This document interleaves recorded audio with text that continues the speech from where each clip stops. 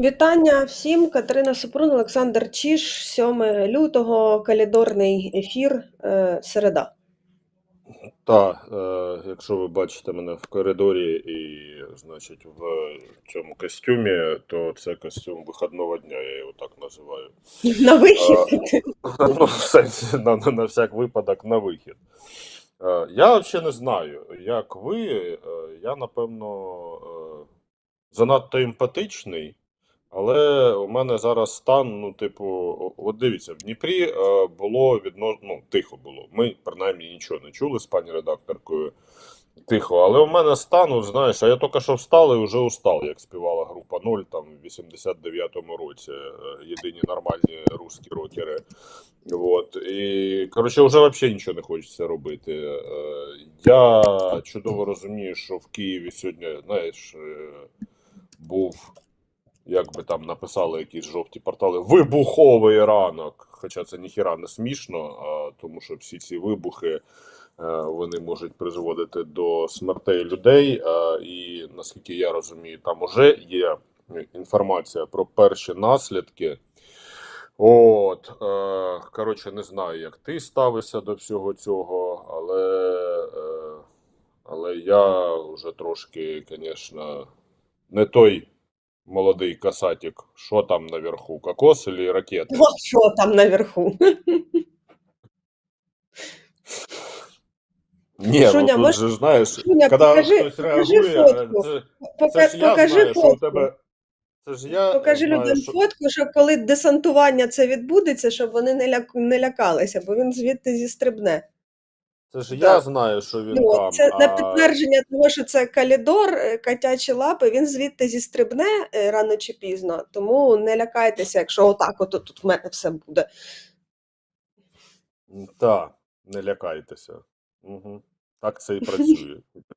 Не нервуйтеся. Знаю. Ну чого ви нервничаєте? Не нервничайте. Не психуйте. Так, ладно, жарти жартами. Дочекалися ми того ранку, коли росіяни підняли свої стратегічні бомбардувальники і вони висунулися до рубежів, з яких завдають ударів.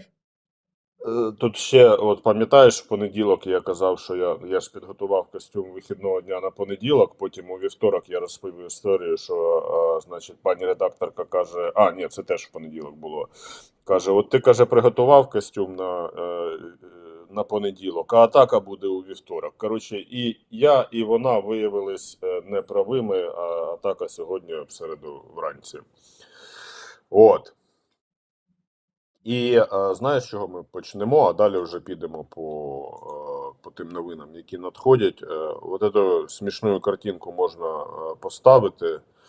Вони, звісно, от взагалі, я не розумію. Армада стратегов поднялась в воздух и направляется к Украине.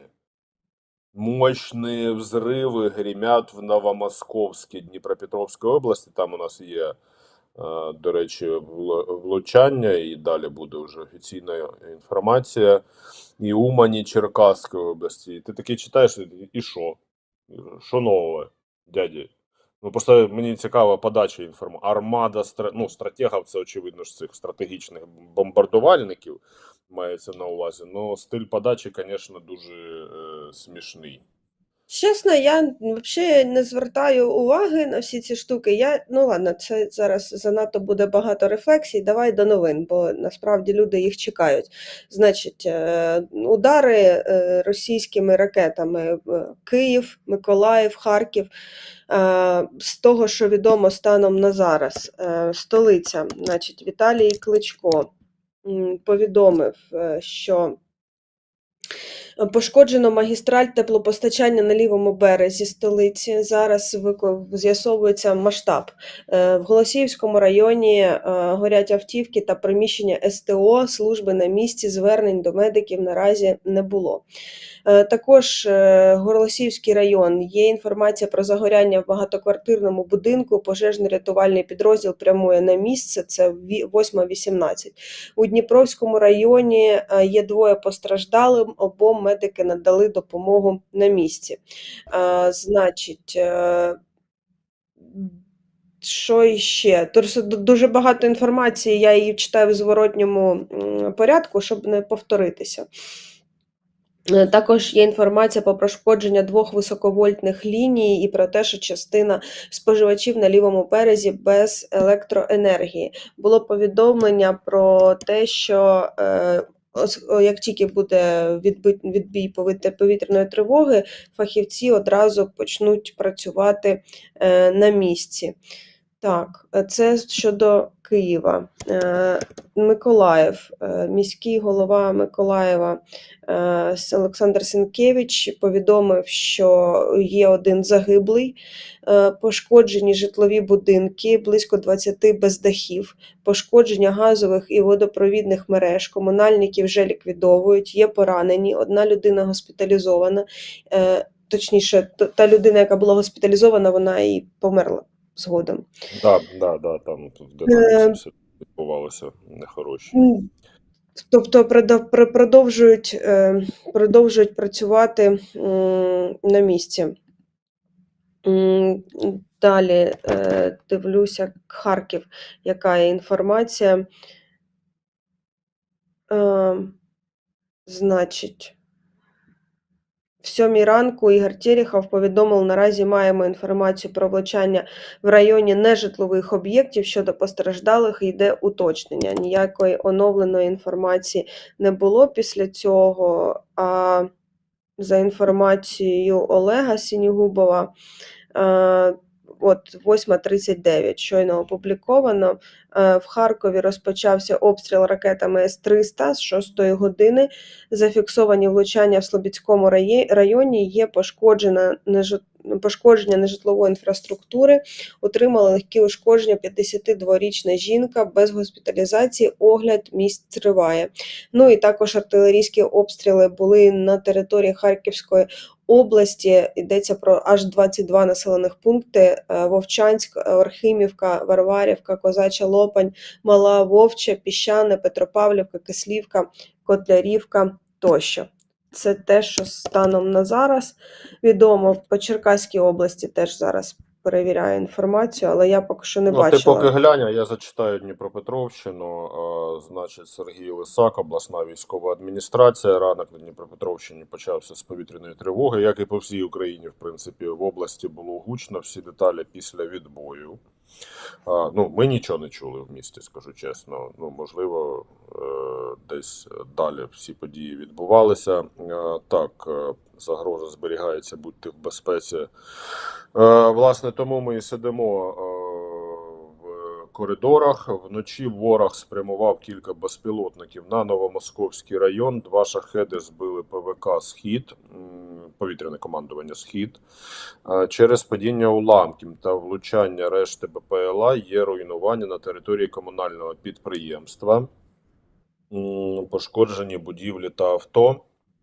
Виникла пожежа, яку рятувальники оперативно загасили. Це от станом на 7:36, але це шахедна атака нічна.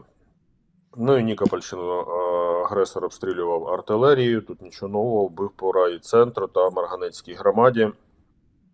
Всюди без загиблих та постраждалих. І знову таки чекаємо на відбої і далі буде більше інфи від офіційних джерел. Там ще, наскільки я знаю, з того, що я бачив і читав, поки тут сидів в коридорі і чекав початку етеру, ще на Львівщині було гучно в Дрогобичі. От мені завжди цікаво, як цікаво, це риторично цікаво, тому що я не шукаю відповіді, як приліт ракети в Дрогобичі може вплинути на ситуацію в Авдіївці або під Бахмутом. Приблизно ніяк. Я чудово розумію, що там буде вирва і 50 метрів якоїсь враженої території, але щоб що, непонятно. Тим не менше, так вони працюють. За Дрогобич, якщо вже зачепилися, і я згадав, то ще є повідомлення. Так, секундочку, бо воно що це от в коридорі все невдобно. Ще є повідомлення від наших друзів поляків про те, що під час цієї повітряної тривоги, і це вже не в перший раз, та там, ну, картинка там вона просто ілюстративна, а суть в тому, що вони почали реагувати вже, по-моєму, вдруге чи втретє. Повідомляємо, що спостерігається інтенсивна діяльність дальньої авіації Російської Федерації в зв'язку з обстрілом України, і вони, коротше, піднімають всі свої літаки в повітря, що, в принципі, логічно. От, ну, трошки вони вже навчились це робити.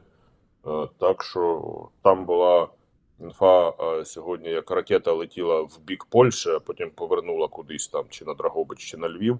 Ну от вони і Ну, піднімаються. з Львова повернули. Да, сподіваюся, що, до речі, Львів треба зараз буде зайти подивитися. От. Що Козицького, він от 7:32 повідомив, що вибухи в Дрогобичі, і про те, що на території області є крилаті ракети, а тут якоїсь новини стосовно Львова немає. Зараз Садовий, подивимося, що Садовий, теж нічого немає. Угу. Ну, дай Бог, щоб нічого і не було, скажімо так, якби тут діло таке. Ну, от такий. А що ти дивилася, Черкащина? Щось є, нема? Також немає. Також Черкащина немає. взагалі рідко щось повідомляє, навіть якщо там щось трапляється. Я вже помітив, що у них якось з повідомленнями. Ну, можливо, пізніше буде якась інформація, станом на зараз немає. Так, дивіться, зараз вам покажу таке відео, трошечки розважальне. Це я дивлюся, чи там не планується десантна операція з шафи на мене. Котяча Бо я десантна операція, ти уточнює, то може хтось залетів, хто не знає про кокоса. Котодесантна операція. Котодесантна. Єдиний його шлях на підлогу – це через мене. От буде. Так, значить, цікаве відео з'явилося, Національна поліція його показала. Можна фончиком показувати, а я поясню, що ми бачимо. Значить, ну, поки що заставку просто бачимо, що це працює Національна поліція. І тут на кадрах ви бачите, як наземний безпілотник тяне російський Орлан. Десь, значить, в сірій зоні. Ну, це просто реально, мені просто сподобалося, як це виглядає. Значить, що відбулося? Ну, російський Орлан десь ребом посадили, він в сірій зоні приземлився, до нього відправили наземний безпілотник.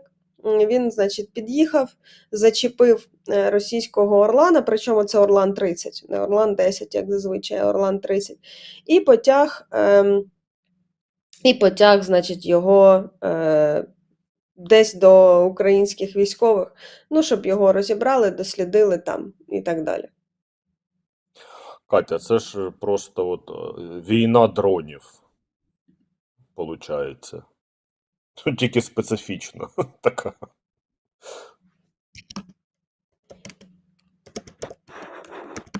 Ну так, це просто до новини про те, що Зеленський видав указ про створення сил, окремого роду сил безпілотних систем. Так, кіт. Зараз буде пілотований кіт. Значить, ну, наразі це ще не означає, ну, тобто це ще довгий процес до самого типу створення окремого типу сил. До окремого типу створення, окремого типу сил. Оце я сказала, ну, вибачте. Значить, але перший крок зроблено, ну, це дуже багато роботи і дуже багато бюрократичної роботи, але, ну, очевидно, що назріла така потреба. Так тоді давай Зеленського і покажемо. Ну, давайте, так. Бажаю здоров'я, шановні українці, українки. Короткий звіт про цей день. Провів нараду щодо міжнародної активності для нашої держави в лютому. Увесь місяць розплановано дуже детально.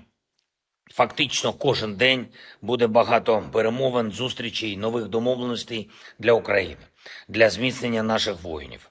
Провів сьогодні також нараду щодо нових угод про безпекові гарантії для України. Працюємо зараз з кількома країнами. Доволі амбітні можуть бути угоди, хороший зміст. І я вдячний дипломатичним командам, які задіяні. Ми повинні вже найближчими місяцями показати такий результат в розбудові архітектури безпекових угод, який дасть потрібні позитивні сигнали на весь цей рік. Сигнали дієвої підтримки України, тривалої підтримки. Сигнали чіткої довіри наших партнерів до здатності України захищатись і захиститись від російської агресії. Світ готовий дієво допомагати лише тим, чия сила очевидна. Сьогодні провів кілька міжнародних зустрічей. Перша – Португалія.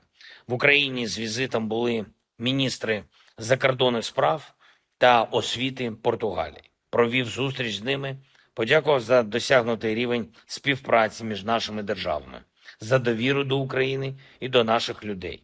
Одне з питань в розмові – це участь Португалії у відбудові в Україні, і, зокрема, у відбудові в Житомирській області, саме освітніх закладів. Дуже розраховуємо, що проекти такої відбудови будуть реалізовані якнайшвидше. Друга зустріч за сьогодні директор МАГАТЕ Гроссі. Він планує відвідати Запорізьку атомну станцію. Ми доволі детально обговорили ситуацію на станції та безпекові виклики зараз. Російська окупація ЗАЕС повинна припинитись, і це головна передумова відновлення радіаційної безпеки для усього нашого регіону. Подякував Гросі за підтримку формули миру та за участь представника МАГАТЕ у роботі радників щодо формули. Дуже важливим є той факт, що Україна була обрана до Ради керуючих МАГАТЕ. Це очевидна ознака того, що світ визнає нашу здатність відновлювати стабільність і працювати заради безпеки.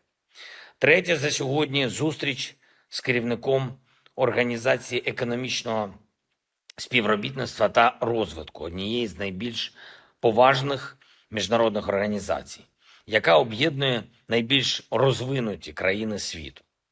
Подякував за підтримку нашої держави і за відкриття офісу організації в Україні. Ми постійно додаємо змісту нашій взаємодії і, попри все, рухаємось до повноправного приєднання до цього клубу, до Організації економічного співробітництва та розвитку. Обговорили сьогодні і залучення коштів для відбудови в Україні. Ще одне стратегічне питання.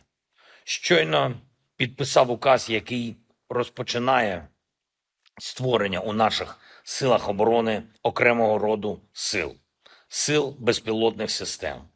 І це не питання майбутнього, це те, що повинно дати цілком конкретний результат вже найближчим часом.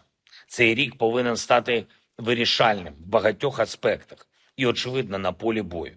Дрони, безпілотні системи довели свою ефективність в боях на землі, у небі та в морі. Україна реально змінила безпекову ситуацію в Чорному морі завдяки дронам. Відбиття штурмів на землі – це багато в чому робота саме дронів. Масштабне знищення окупантів та їхньої техніки – це також дрони. Зараз перелік завдань чіткий. Спеціальні штатні посади під роботу з дронами, спеціальні підрозділи, ефективне тренування, систематизація досвіду, постійне масштабування виробництв і залучення найкращих ідей, найкращих спеціалістів у цю сферу. Це завдання і для армії, і для Міністерства оборони та уряду загалом. І щоб дати необхідну координацію в силах оборони, забезпечити належний рівень планування та якість логістики, в структурі Збройних сил будуть створені сили безпілотних систем. Відповідні пропозиції будуть внесені на розгляд РНБО. Продовжуємо перезавантаження державної системи, тих її елементів, які потрібні, щоб Україна досягла своїх цілей. Цілком справедливих цілей. Україна може перемогти має перемогти, і ми повинні усе для цього зробити. Я дякую всім, хто допомагає. Слава усім, хто б'ється та працює заради нашої держави. Слава Україні! Героям слава. Там, до речі, про перезавантаження влади. Там Безугла вчора вийшла з партії «Слуга народу», але це не перезавантаження. Це, можна пожартувати про те, що це самовільне перезавантаження. Там є пост її про те, що вона, значить, не вважає партію жахливою і так далі, і продовжить підтримувати президента. І все в стилі Мар'яни Безуглої. В принципі, да. Тут хто захоче, сам зайде почитає, але вона мажоритарниця. Вона мажоритарниця, і тому депутаткою Верховної Ради вона залишається. Але це не те перезавантаження, про яке ми всі подумали.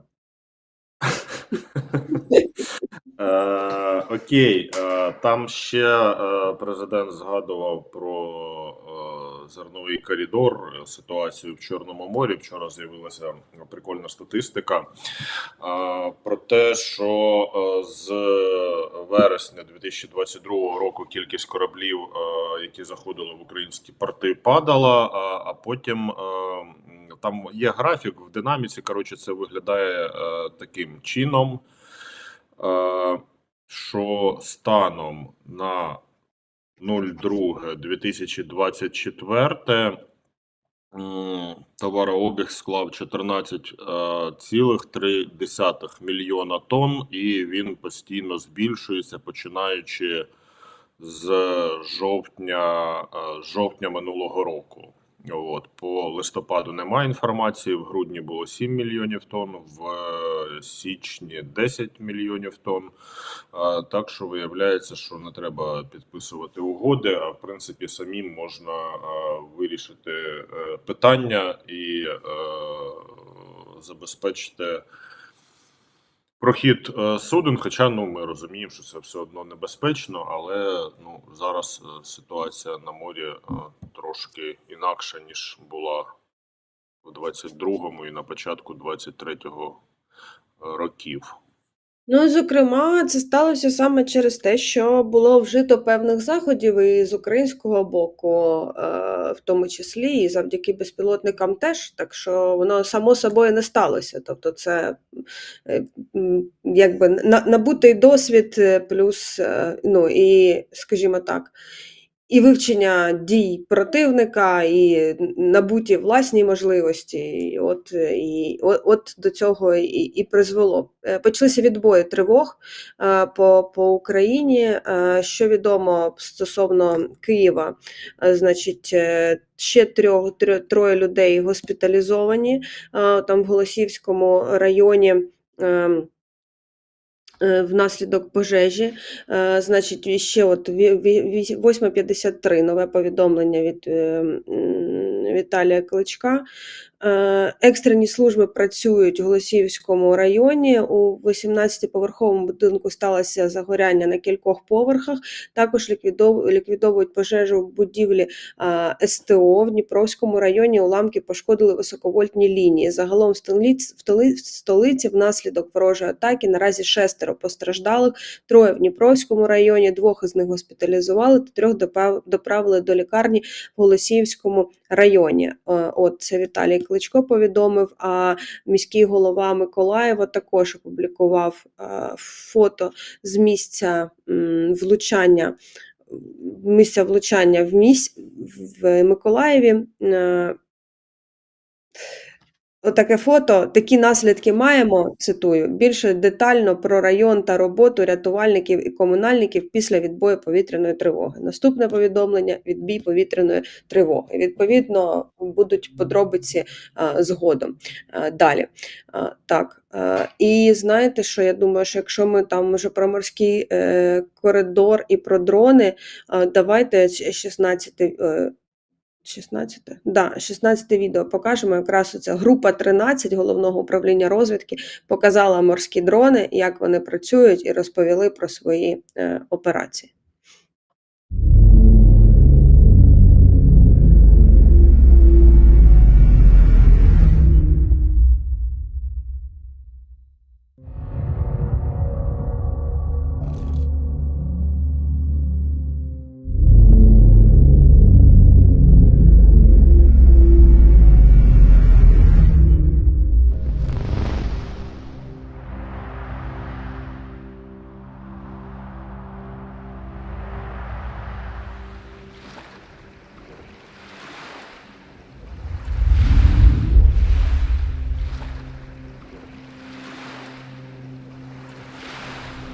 крайній операції ми використовували 10 дронів. 10 дронів, із них 6 уразили Івановець.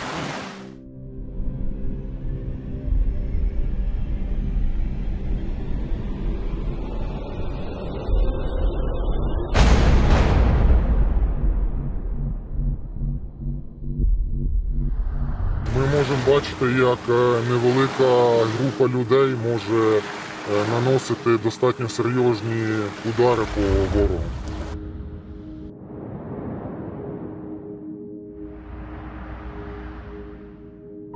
Повністю зборка, комплектація, інженери, програмне забезпечення, яке використовується на самому дроні, це розробка українців.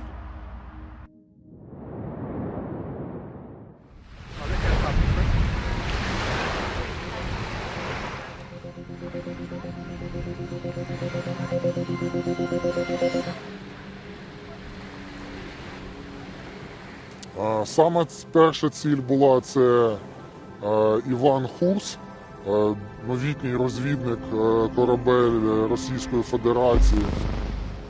Після цього в нас також було 2 успішні місії. Ми двічі уразили корабель Сергій Котов. Це ми також потопили 2 десантні катери з БТРом в Чорноморському.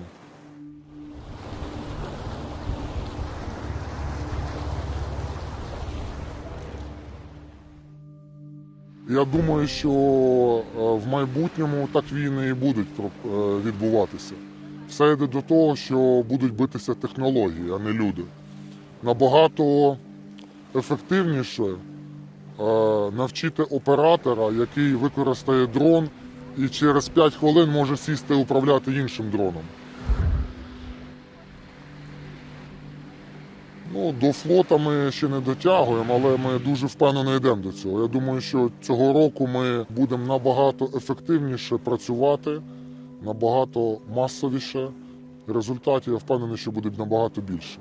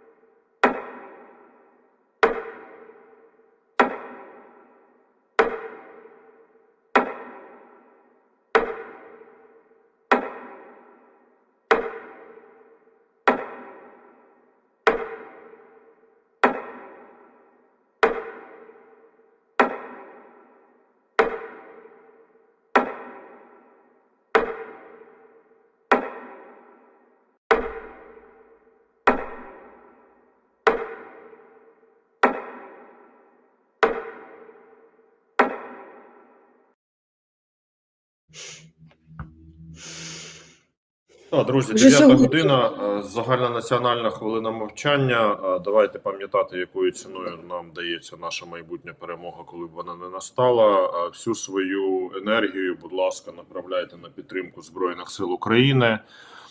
Біля Катерини ви бачите QR-код, збір називається, умовно називається «Гільза Залужного». Там треба зібрати 500 тисяч гривень, наразі зібрано 313 647. 62% гільзи ви бачите на своїх екранах. Чому гільза Залужного? Тому що ті, хто робить донейти в 100 гривень, і ті, хто робили донейти в 500 гривень, вони між собою її розігрують. Там рандомайзер Монобанка, буде визначати, кому вона дістанеться. Тому долучайтесь, будь ласка. Ми завжди, я бачу, що коли ми про це згадуємо, починаються донейти. Згадали, так що не зупиняйте себе. біля мене QR-код на підтримку нашого журналістського проєкту. Ви бачите, сума стала менша. Очевидно, Роман зняв її для того, щоб розрахуватися з людьми. Ще раз нагадуємо, що в проєкті працює більше людей, ніж ви бачите на екрані. Тому, якщо у вас є можливість після того, як ви задонейтили на Збройні Сили України, ще зробити донейт на наш журналістський проект, ми вам будемо вдячні. От бачиш, тільки сказав, будь ласка, 353 гривні, дякуємо вам. Хто б ви не були, але на екрані ви виглядали як котик. От, тому, що там, Кокос десантувався з шахти? Десантувався і вже намагається взяти штурмом мій ноутбук отут на столі. Я зрозумів. Так, доповідаємо, значить, що по котам все нормально, ми їх, що там, як там писали, припиніть мордувати вуглика, вуглик зараз поїсть і страждання закінчаться на цьому. От. А щодо попереднього відео, яке було перед хвилиною про морські дрони, от знову таки це ж штука, яка не нова. Да? Ну, сама ідея москітного флоту, вона, здається, виникла ще в... Сполучені Штати, війна за громадянська війна в Сполучених Штатах. У мене є просто така книжка.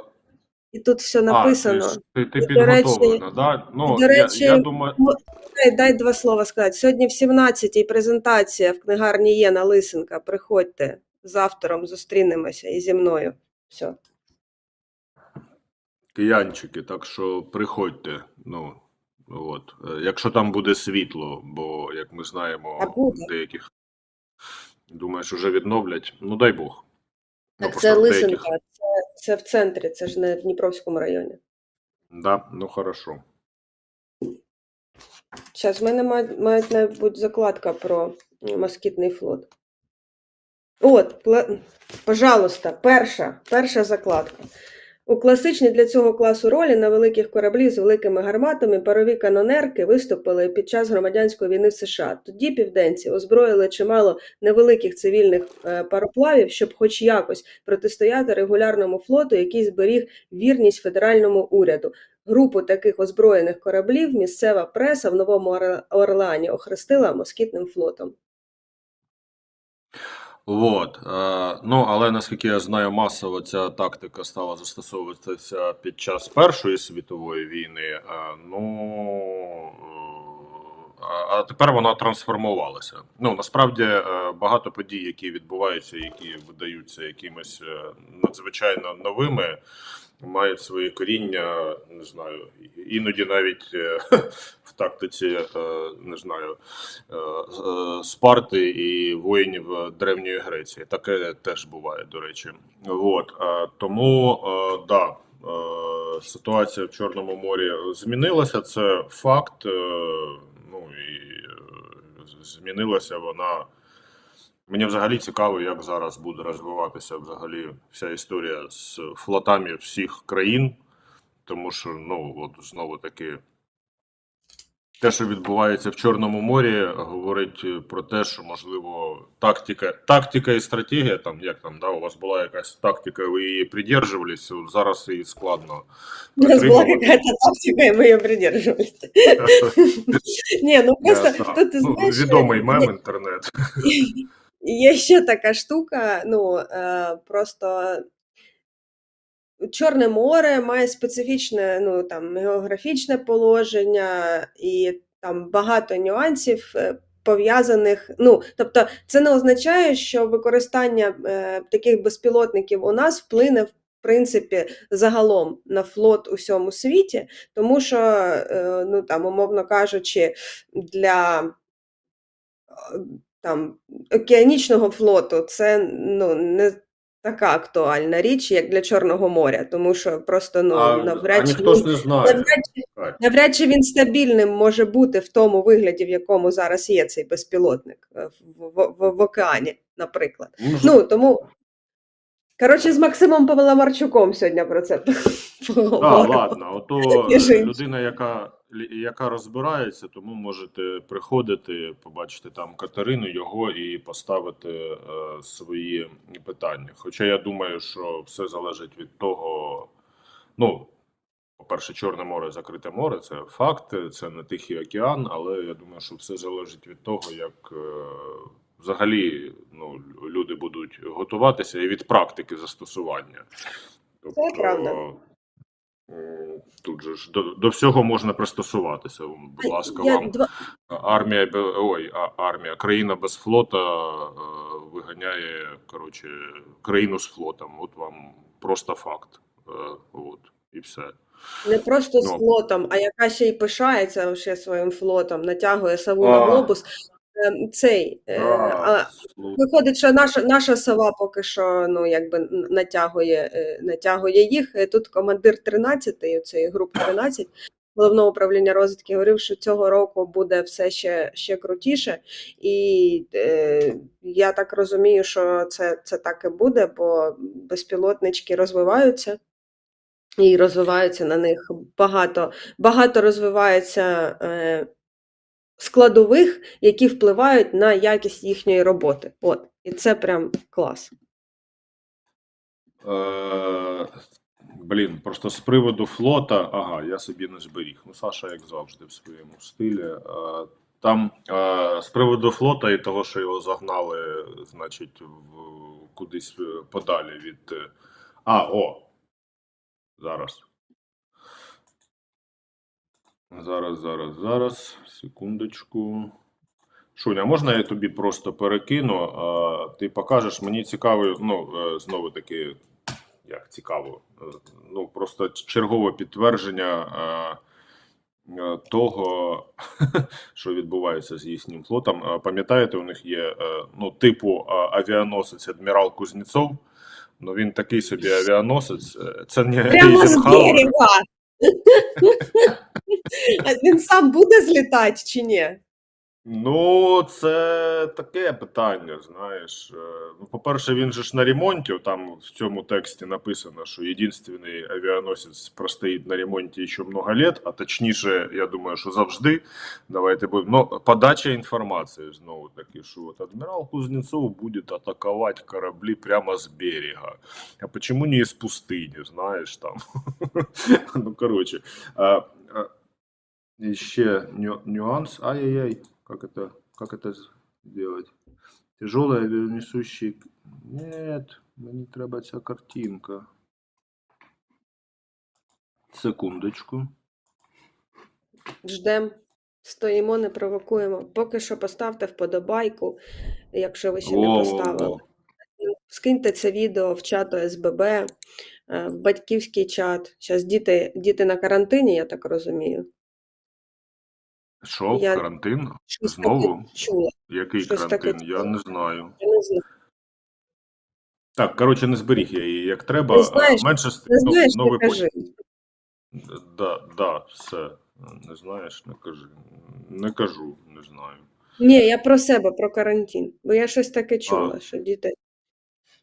І може десь діти я бачив про запровадження карантину десь в якійсь з областей, можливо там вони дійсно і не будуть ходити. Глядачі, будьте активними в чаті, підкажіть, якщо ви з тої області, бо я щось таке теж видів, але не готовий говорити, коментувати, бо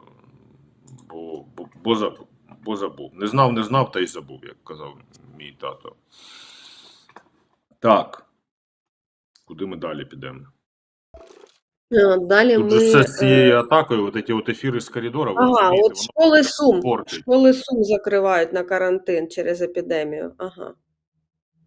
З вівторка, в Сумах, 6 до речі, лютого. там школи школами, але в Сумській області там взагалі доволі непроста ситуація в прикордонні, і там цих обстрілів більше з кожним тижнем. Там, якщо зайти на сторінку Сумської обласної військової адміністрації, там дуже багато інформації про обстріли прикордонних територій. Так. Що я пропоную далі? У нас є моніторинг від групи Прометей, яку я минулого тижня показувала, і тут знову моніторинг всяких подій в Росії, які відбулися з 29 січня по 4 лютого. І тут також все прекрасне зібрано, значить, спроба атаки, наприклад, БПЛА Славнефть-Янос в Ярославлі. Значить, в Москву прилітає літак з несправним двигуном. Далі, ну я так рандомно читаю, БПЛА атакує нафтозавод Невський Мазут, Санкт-Петербург, місто Бор, Нижньогородська область. Жінка кидає 2 коктейлі Молотова в офіс Сбербанку. Значить, понад 2000 людей без електрики через аварію в Новосибірську.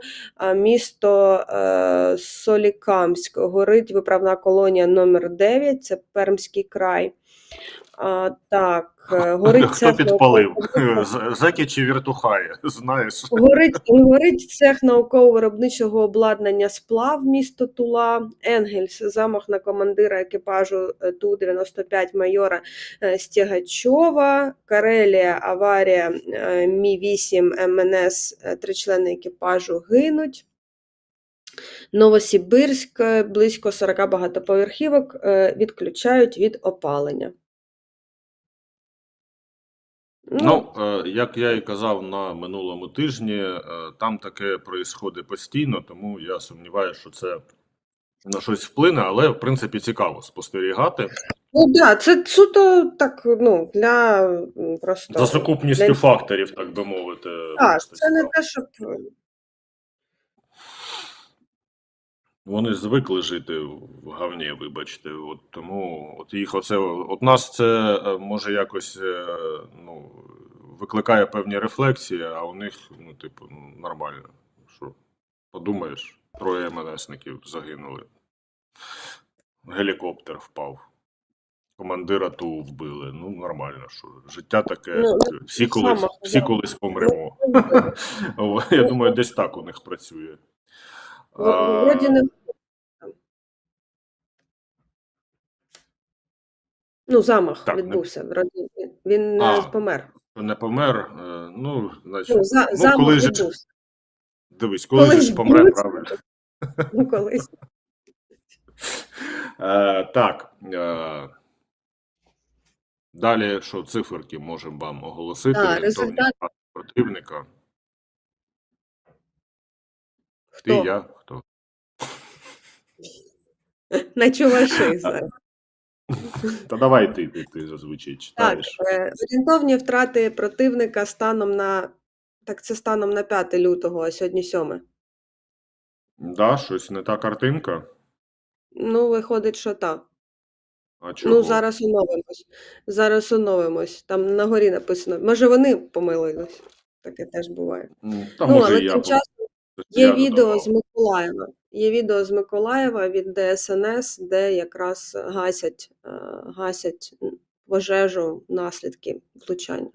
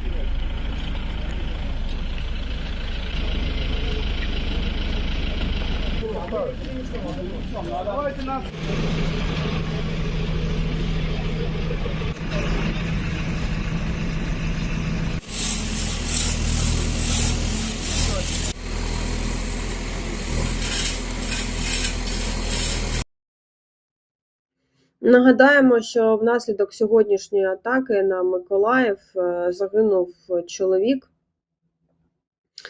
Він загинув внаслідок отриманих травм вже в лікарні. Пошкоджено житлові будинки, близько 20 з них без дахів. Пошкоджено газові і водопровідні мережі. Комунальники вже ліквідовують наслідки. Також є поранені. Ну і відповідно на місці працюють всі служби, які мають надати допомогу. Щодо Ну, втрат, те, що ми і бачили на відео, я просто, ви бачили цю вирву, це, звісно, капець, ти живеш в приватному будинку, і тут, коротше, це ж добре, як добре, не можна так казати, людина загинула. Але влучання було в дорогу, да, получається, а не конкретно в якийсь будинок з людьми.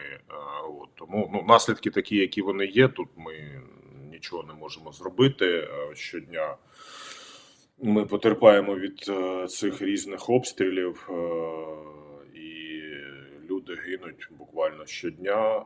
Тому, власне, ми в 9-й годині говоримо про загальнонаціональну хвилину мовчання і про те, що треба пам'ятати, що дуже великою ціною життя наших громадян дається наша майбутня перемога. Це, звісно, жесть, те, що я побачив. Так, Київ. Збільшується кількість постраждалих внаслідок атаки на столицю. Наразі постраждали 9 людей. Із багатоповерхівки в Голосіївському районі госпіталізували вже 6 осіб. Серед них вагітна жінка. Екстрені служби працюють на місці. Ще 2 постраждалих госпіталізували в Дніпровському районі, а одному медики надали допомогу на місці. Про це повідомляє Віталій Кличко. Так, значить, втрати противника ми вам обіцяли показати станом на 7 лютого. Значить, окупанти втратили 890 одиниць особового складу. Це 391 470 з 24 лютого 2022 року. Ще мінус 7 танків, мінус 22 бойових броньованих машин, мінус 20 артилерійських систем, мінус 1 реактивна система залпового вогню, мінус 4 безпілотники оперативно-тактичного рівня, мінус 1 крилата ракета, мінус 33 одиниці мінус 33 одиниці автомобільної техніки та цистерн з паливно-мастильними матеріалами та мінус 1 одиниця спеціальної техніки. От такі результати роботи наших Збройних сил станом на сьогодні. Так, і ще, друзі, більше інформації, очевидно, буде у Анастасії Кримової в денній студії, просто тому, що їй вдасться більше зібрати. Тому підписуйтесь на канал, ставте вподобайки, продовжуйте донейтити, нагадую, на Збройні Сили України. Біля Катерини QR-код треба зібрати 500 тисяч гривень. І ми вам, і військові будуть вдячні. Це ми говоримо сьогодні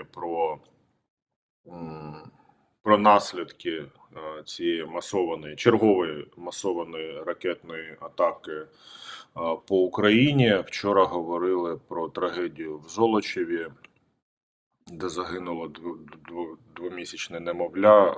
Є сюжет Суспільного Харків про ліквідацію наслідків цього удару.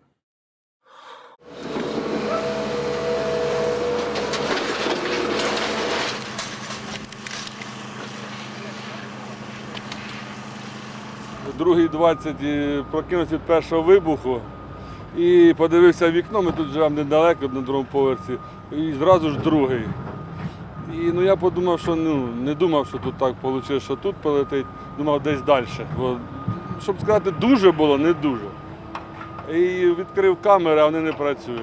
А потім через 15 хвилин вже хтось в інтернеті сказав, що там у нас магазин був все по 3, що дівчата, у вас роботи немає. І то я через 5 хвилин був тут, а вже що. Тут вже нічого не було. Працює 2 роки. Ми запустили її, як почалися тут Золочів менш стріляти, і вже 22-го ми її влітку запустили. 3 номери у нас всього було, у нас не було багато. У нас було 3 номери, на другому поверсі дружина хотіла зробити центр для дітей. І вчора було перше заняття, вчора були завезені зранку меблі.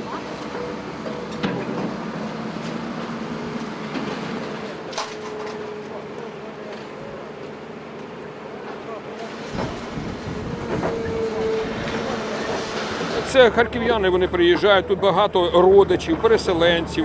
І вони приїхали сюди, щоб побути по своїм власним справам. На жаль, важко говорити про немовля, тому що я бачив особисто, і це не дуже приємно про це говорити, але дитині 2 місяці, безумовно.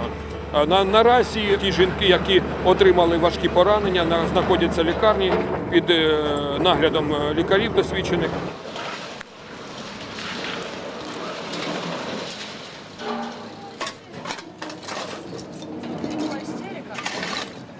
Був прильот прямий в отель, який тут знаходиться, і це все осколки, все те, що ми обираємо, це все осколки з цього отеля.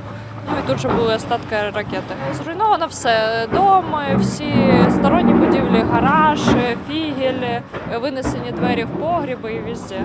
Все, що тільки можна. Коли був прильот, бабушка була в спальні, її не зачепили. Нікого не зачепила так сильно, просто порізані руки, ноги осколками і все. А все остальне, слава Богу, ціле. Все, що дасть власть, те, що поможе, окей, хорошо, далі будемо щось теж тулити самі. Тому що зараз жити тут невозможно, світу немає, газу немає, криші немає, стінок немає, окон немає, тому будемо що тут. Бабусю забере хто? Я заберу до себе, вона буде жити зі мною. Вона вже зараз у мене, тому що вона сердечниця, і тут їй робити нічого точно, їй треба було віддихнути. І коли це случилось, в 2:15 я її забрала до себе, і все, і вона була у мене.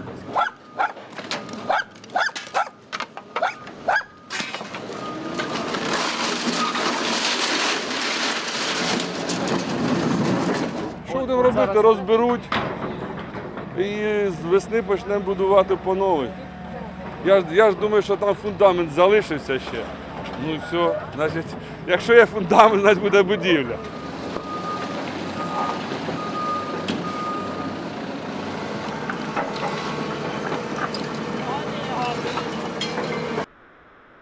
Це якесь поєднання невимовного жаху з невимовним оптимізмом тих людей. І я розумію, що це адекватна реакція. Що, будемо далі жити. Але. Так. Шунь, там ще є повідомлення актуальне по сьогодні, по Дрогобичу. Максим Козицький, Львівська обласна військова адміністрація. З'явилося 2 хвилини тому дивимося разом з вами, коли, звісно, Шуня зможе його підготувати і вивести в етер. Да, дякую. Слава Україні! Сьогодні вся держава пережила ще одну масовану ракетну атаку. На жаль, є потрапляння і в Львівській області, місті Дрогобич, промисловий об'єкт. На даний момент загоряння на площі близько 300 метрів квадратних. Дякую величезно Державній службі надзвичайних ситуацій, екстреним службам за те, що гасимо пожежу і ліквідовуємо наслідки. На даний момент немає даних про потерпілих чи загинувших. Також одна з ракет була збита над Стрийським районом. Величезне дякую нашій протиповітряній обороні. Тримаємося, перемога буде за нами.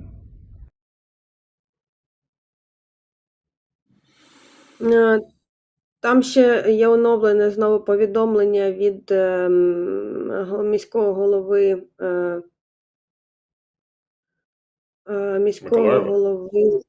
Миколаєва, і він сказав, що є в 2 локаціях ушкодження. Одна – це приватний сектор, який ми показали, а інша – це об'єкт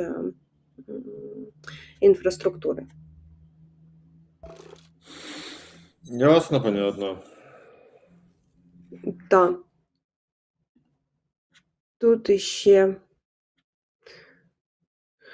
Що іще ми вам покажемо? Давайте покажемо. Давай спочатку Авдіївку покажемо. Да, я так хотіла сказати, давай Дениса Христова покажемо спочатку. З тобою не цікаво, з тобою можна взагалі не говорити, бо і так все понятно. 5 лютого, Авдіївка, старе місто, вулиця Каштанова. Ось вона. Там, власне, вулиця Соборна. Приїхав на евакуацію. Сьогодні вночі розстріляли бабусю. Это вас сегодня ночью прилетело, да, во двор? Да. Сейчас документы. Я вас очень прошу, только, пожалуйста, быстро. Если не можете найти их, сделают. Ничего страшного. Давайте. Все, Манюнечка, давай. Давай, солнышко, надо, Маша. Давай. Маша, надо. Машуня, не капризничай. Давайте его задом. Вот так вот, все. Сейчас, если залезет. Давай. Не, это не тот. Он тоже хочет, пускай лезет. Мы его вывезем. Пускай сидит. Вывезем хотя бы безопасно. Или это чей-то? Я не знаю. Нет, приблудный. Приблудный, все, тем более забираем. Так, уважаемые, машина стоит очень плохо. Что там? С этими документами. Вы собаку забираете? Да. Все, поехали. Все, выходим. Все, залазьте, быстрее. Держите ее. Пусть будет наказан тот, кто это сотворил. Все, девочки. Мама, ты просто не видишь этого ужаса. Тихо. Нет, это другая собака. Так, тут разбито все. Нет, это другая собака. Тихо. Да, ужас. Нет. Господи, это мой город родной. Да, нету Авдеевки. Это мой родной город. Я тут родилась и выросла. Ужас какой, мама, ты не видишь. Это такой кошмар, как тут люди бедные жили. Мамочки, родные, за что нас так наказывать? Все. Вот она сейчас у нас самая сложная будет дорога. Доставили в Покровськ дівчат. Спасибо вам Давайте, большое. да. Дай Бог вам здоровья Да вам тоже. и жизни. Поставь. Давайте.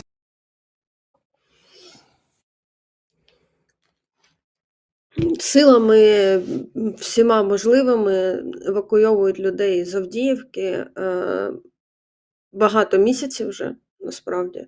Зараз ситуація критична, це видно, це видно по відео, яке і від Білих Янголів є, і відповідно від волонтерів, як від Дениса Христова. І окупанти тиснуть в районі Авдіївки. Дуже складна там ситуація. Військові роблять все, що можливо для того, щоб стримувати навалу ворожу. І є у нас ще сюжет з Донеччини від Радіо Свободи, власне, про ситуацію там, але Донеччина – це не лише Авдіївка, це досить велика територія і всюди тисне ворог. На цих кадрах одна із атак російських військових на українські позиції. Заздалегідь побачили колону, танки, дві мотолиги чи 2 БМП. Відбивати атаку відправили 2 китайські безпілотники, які несли на собі звичайні гранати. 2 скидчика Мавіка вже чергували, ждали їх. Перший Мавік зайшов на Беху з піхотою, першим же швогом за 200 одного і 2 300. Вони зрозуміли, що по ним ведуть прицільний обстріл, піхота вся почала тікати. Благодаря одному Мавіку, одному скиду атака захлібнулася і плани були ворожі порушені. Першу світову війну історики прозвали війною нових технологій. Тоді з'явилися перші бойові літаки, танки та підводні човни. Другу світову почали називати війною двигунів. А нинішню можна сміливо називати війною дронів, кажуть бійці ЗСУ із 79-ї десантно-штурмової бригади. Принесли дрон на ремонт, я поки що не знаю, що з ним. Підключаю його до пульта і зараз буду дивитися. Раніше ця кімната була б збройовою майстернею. Нині тут лагодять українські дрони, які були пошкоджені під час виконання бойового завдання. Цей дрон принесли наші хлопці з Руппаку, його прострелили. В нього прострелений відеодатчик і поки що ремонту він не підлягає. Але він піде на запчастини, з нього можна зняти лучі і ще багато маленьких запчастин. Тут і російські дрони, котрі збили над українськими позиціями. Хлопці приносять ось такі дрони. Частіше це ось такі екземпляри, але... Це російський був, так? Так, але можна з них зняти якісь деталі. Українські військові, не маючи паритету в кількості артилерії та снарядів із російською армією, ще з початку повномасштабного вторгнення активно почали експериментувати з дронами. Спочатку кріпили до них боєприпаси, щоб скидати їх із висоти, потім почали збирати FPV-дрони і використовувати їх як камікадзе. Практика показала, що це зброя точна та дешева. Іноді один FPV-дрон камікадзе вартістю $500 може впоратися із завданням, на яке знадобилося близько 10 звичайних артилерійських снарядів, вартістю від $1,5 до $8 тисяч. Це наша майстерня, лабораторія ми її називаємо. Підготовлюємо БК для мавіків, для скидів, підготовлюємо БК для FPV-шок, осколки, камулі. Все виготовляємо майже самі. Дещо там звертаємося до волонтерів, нам друкують, висилають, допомагають, але все інше робимо своїми руками. Бійці жартують, що це військово-польовий завод із виробництва боєприпасів для безпілотників. І інколи і до ранку працюють. Все залежить, опять же, від інтенсивності бойових дій. Ефективність дронів оцінили. В українських підрозділах наразі створюються спеціальні роти ударних безпілотних авіакомплексів, основною зброєю яких є не гармати, автомати чи кулемети, а саме дрони. Російська армія також активно використовує квадрокоптери та FPV-дрони проти українських військових. Андрій Кузаков, Василь Мартищенко, Олексій Палій для Радіо Свобода. Навіть вже є у нас батальйони і полки ударних безпілотників. І вчорашня новина, указ президента про створення окремих сил безпілотних систем, які будуть поєднувати і літаючі, і наземні, і водні безпілотники. І там «Повернись живим» є великий збір на роти ударних безпілотників ДШВ, там $500 мільярда мета, але щоб запакувати всім необхідним. Так що не стримуйте себе. Так, друзі, у нас теж є збір, який ми умовно називаємо гільза Залужного, тому що гільза від арт-снаряду 122 мм підписана Валерієм Залужним. Вона розігрується серед тих, хто донейтить 100 гривень або хто донейтив на початку цього збору по 500 гривень. Просто ті, у кого 500, у них в 5 разів більше шансів, ніж у тих, хто донейтив 100 гривень, тому не стримуйте себе, будь ласочка, ми вам будемо вдячні. Є ще оновлення, знову ж таки, по наслідкам атак. Поліція показала наслідки влучань в Києві, влучань уламків або ж в Києві. Наслідки, назвемо це так, наслідки. Поліцейські працюють на місці, допомагають ліквідовувати.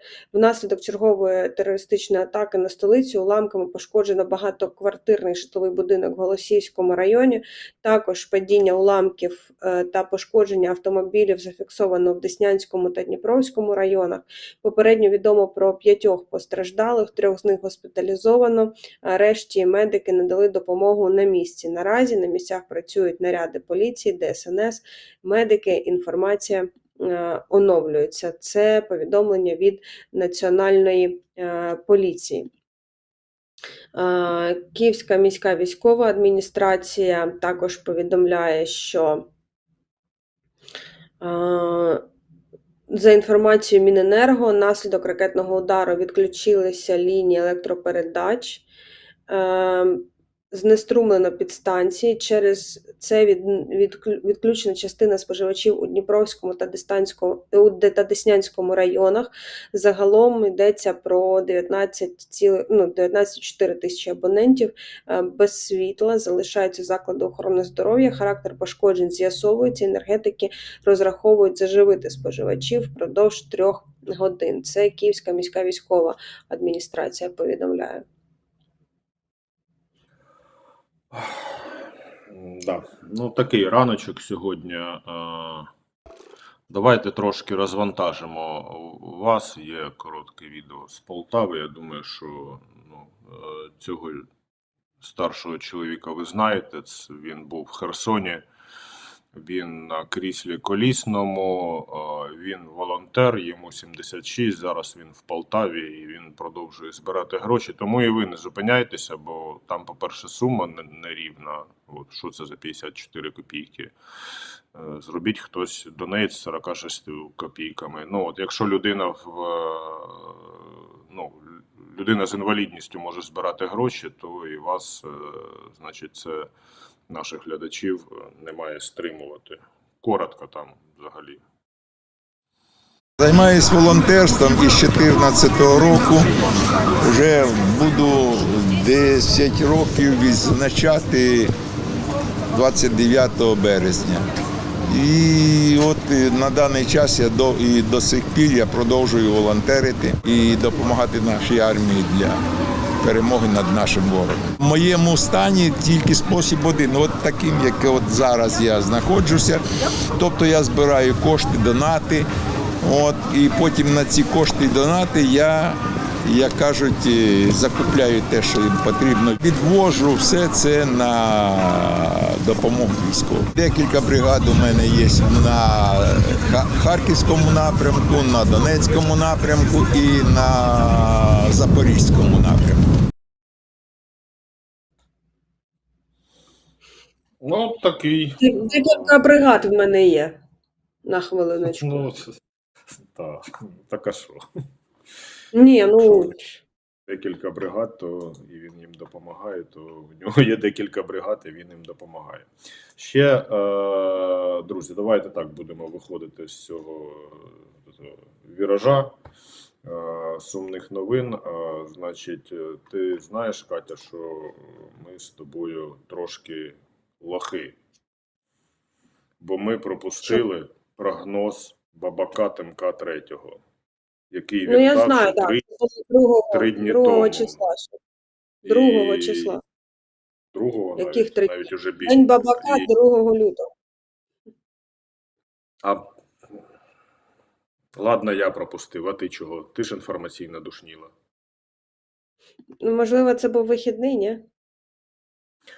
Це була п'ятниця, так. Да. Мене не було. Ха-ха-ха.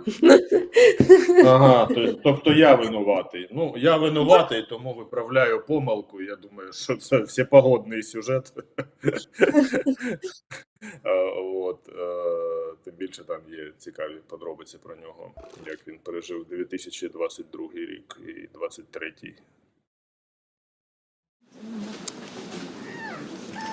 Ой, какой хороший. Мамочки хороший.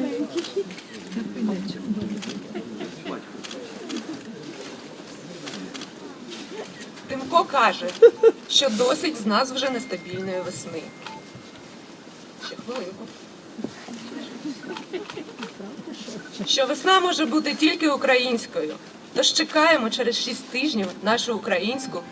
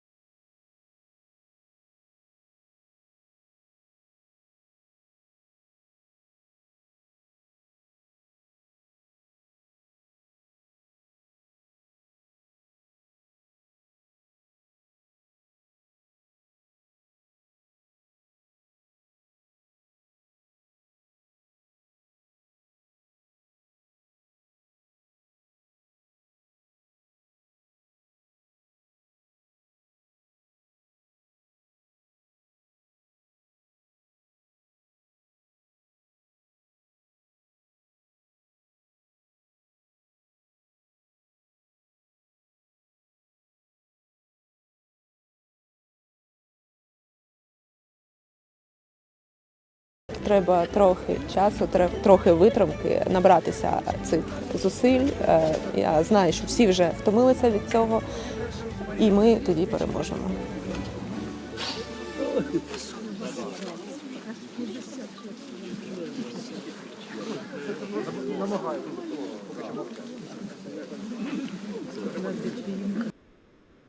Так, давайте цей. Ну, Тимко, його задача прогноз весни.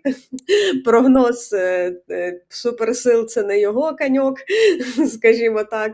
Але з гумором ставимося. Тимка любимо. Тимко пережив окупацію, між іншим.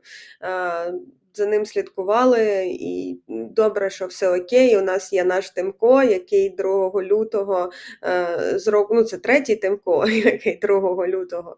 Третій Тимко, так, який 2 Знаєш, як лютого. Папа Римський Пій 12, там, умовно кажучи. Так, ну, третій Тимко. Так. Нам потрібні наші Збройні Сили для того, щоб перемогти. Це, ну, Там ще одна штука. Чуєш, там ще одна штука, я розумію, до чого ти ведеш. Там от було, ця жіночка була підписана «Хранителька бабака». А чого в житті досягли ви? Мене колись знімали колеги з каналу і підписали «Мешканець будинку по вулиці такій-то». Я такий, о, клас, взагалі, Я навіть пам'ятаю таке. Я навіть таке пам'ятаю. Хранителька бабака. Ти не був підписаний Ігор Клоун СБУ. Знаєш. Ні, ну, да.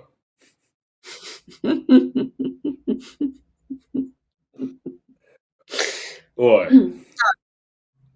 Я повернусь до того, що нам потрібні наші Збройні Сили, нам потрібно їх підтримувати, бо ми всі разом таким чином наближаємо нашу перемогу. У вас є гільза Залужного на нашому каналі, кожні 100 гривень це беруть участь в розіграші гільзи з підписом Валерія Залужного, гільза від 122 мм артилерійського боєприпасу. Розіграш буде проведений вже після того, як буде зібрано 500 тисяч гривень. Всі вони підуть куди? Правильно, на Збройні Сили України. І так само ми вам вдячні за підтримку нас, нашого журналістського проєкту. Ви можете це робити будь-яким зручним для вас способом, і за допомогою донатів, і за допомогою Патреона, BuyMeACoffee, власне, як вважатимете за потрібне. Тож на цьому ставимо крапку. Більше подробиць про сьогоднішні події в наступних ефірах. Дякуємо, що з нами. Бережіть себе. Так, і ставайте нашими патронами на Патреоні і на BuyMeACoffee. Це все важливо. BuyMeACoffee'стами, як ти кажеш. BuyMeACoffee'стами, да.